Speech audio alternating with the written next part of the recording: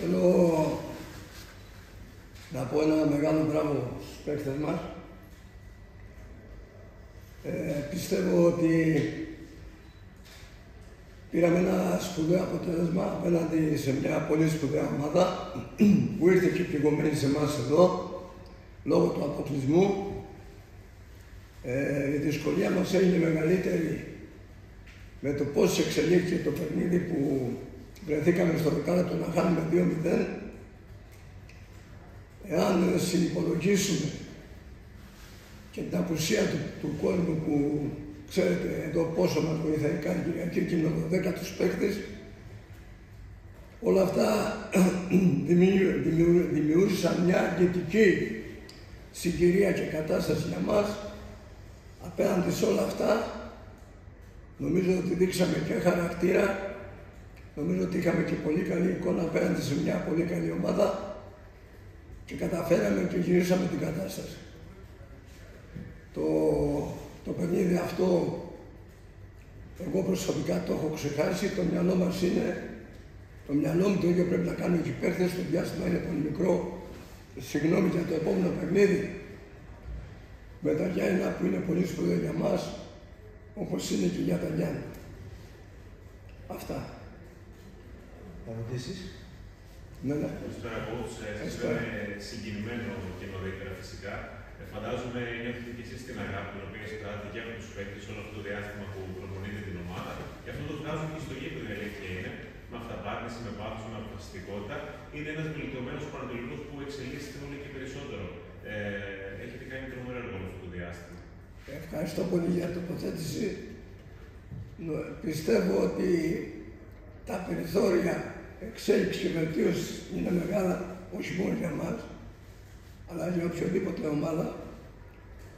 Ο μόνος τρόπος για να γίνεσαι καλύτερος είναι να δουλεύεις και να βελτιώνεις και να εξελίσσεσαι σε όλα τα κομμάτια που σε αφορούν, και αγωνιστικά και σαν νοοτροπία, και πώς αντιλαμβάνεσαι και το παιχνίδι και την κατάσταση, να έχουμε ισορροπία σαν ομάδα.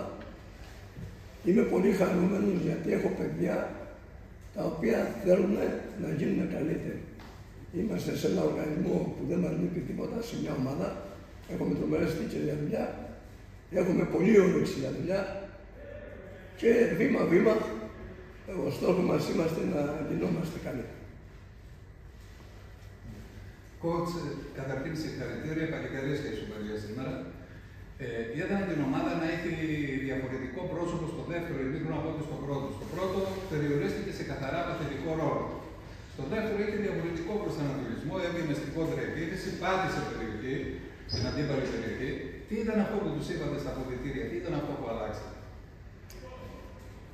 Δεν θέλω να λέω γιατί θα θεωρείτε ότι τώρα έχουμε καλό αποτέλεσμα αυτά που είπαμε. Καμιά φορά δεν έχουμε καλό αποτέλεσμα και το κρύβουμε τι είπαμε στα αποδυτήρια. Για μένα είναι ότι μπορούμε να κάνουμε πράγματα και να κάνουμε αυτό που είναι η αξία μου. Δηλαδή να μην υπάρχει αυτό, γιατί θεωρώ ότι το πρώτο μήχρονο είχαμε λίγο φόβο. Και όταν φτάσαμε κοντά στην περιοχή, αλλά είμαστε επιπόλαιοι στην τελική φάση. Και να πιστεύουμε περισσότερο σε αυτό που κάνουμε, γιατί έχουμε δείξει ότι μπορούμε να κάνουμε. Στην αλλαγή ψυχολογίας, δηλαδή, κύριε Σοφρή? Περισσότερο αυτό. Coach, στα ερωτήματα τα δικά μου δύο.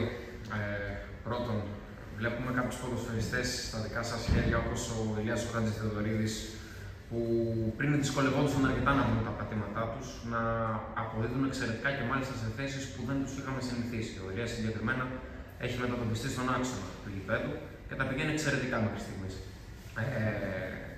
Αφενός θεωρείτε ότι υπάρχουν δυνατότητες να πάρουμε παραπάνω πράγματα και από άλλους ποδοσφαιριστές οι οποίοι μέχρι στιγμής δεν έχουν δείξει το μάξιμο των δυνατοτήτων? Πρώτο ερώτημα αυτό.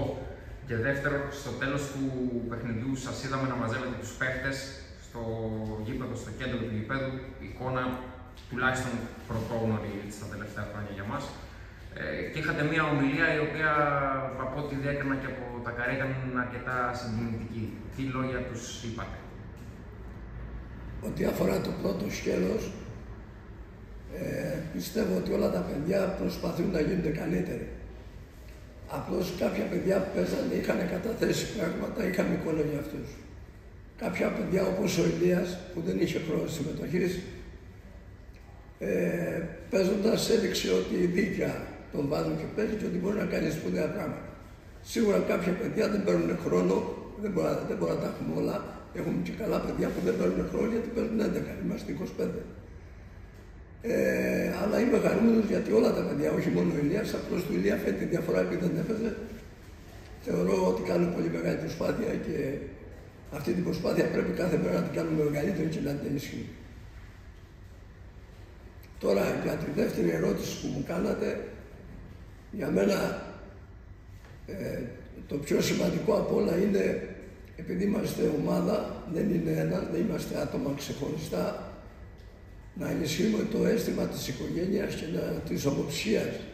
Δηλαδή προσπαθούμε όλοι για έναν συγκεκριμένο στόχο και θα πρέπει σε αυτό να καταθέτουμε την ικανότητα που έχουμε.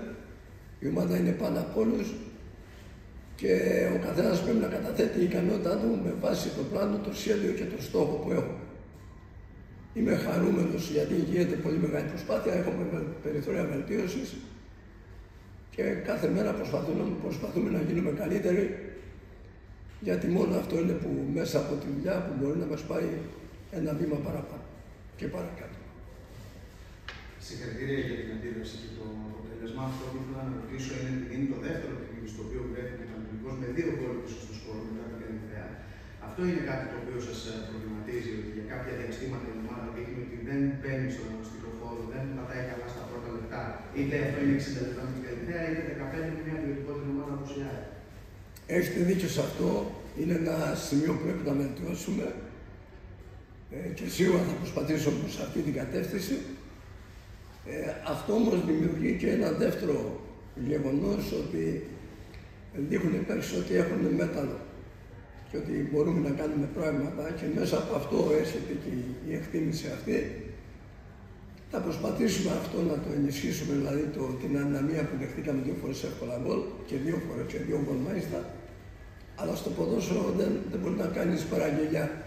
Ούτε πότε θα βάζεις γκολ, ούτε πότε θα δεχτείς γκολ. Είναι όλα μέσα στη ζωή. Μπορεί να βάζεις γκολ στο πρώτο, μπορεί να βάζεις το 90. Δεν συμβαίνει μόνο σε εμάς. Πρέπει να είμαστε ισορροπημένοι και να προσπαθούμε να γινόμαστε καλοί. Ο Παναθηναϊκός πηγαίνει στα Γιάννενα, σε μια πόλη που έχετε γράψει την δική σας ιστορία, έχει αγαπηθεί. Ένα παιχνίδι πολύ κομβικό για την πορεία και των δύο ομάδων. Και πας εκεί με τον φωνητή. Πώς το σκέφτεστε, πώς το περιμένετε? Τα Γιάννενα ήταν η ομάδα που στην ουσία βρήκα τον δρόμο. Έχω τα καλύτερα συναισθήματα για την ομάδα και για την πόλη. Πέρασα 5,5 χρόνια εκεί. Δέχτηκα πολύ αγάπη και εκτίμηση. Τώρα είμαι προπονητής στο Πανατολικό. Το μυαλό μου είναι μόνο στην ομάδα που είμαι και θα προσπαθήσουμε να κάνουμε το καλύτερο στο συγκεκριμένο παιχνίδι. Μία μόνος, αν επιτρέπετε.